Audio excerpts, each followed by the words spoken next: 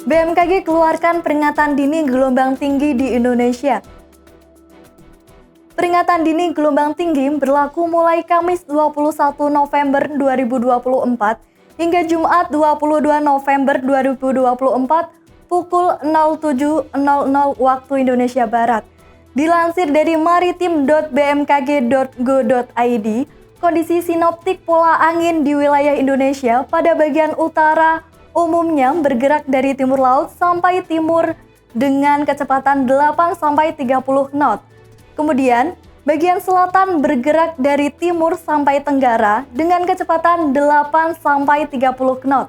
Sementara itu, kecepatan angin tertinggi terpantau di Samudra Hindia, bagian barat Kepulauan Mentawai.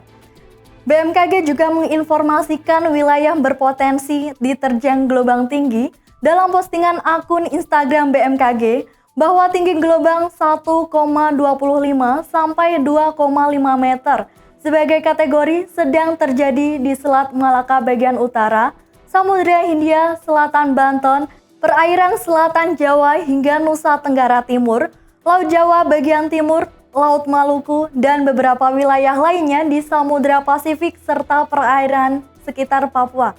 Sedangkan tinggi gelombang 2,5 sampai 4,0 meter sebagai kategori tinggi terjadi di Samudra Hindia Barat, Aceh hingga Bengkulu, Samudra Hindia Selatan Bali hingga Nusa Tenggara Barat, dan Laut Natuna Utara.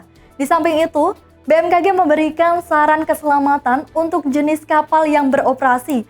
Perahu nelayan dengan risiko tinggi jika kecepatan angin lebih dari 15 knot dan tinggi gelombang lebih dari 1,25 meter.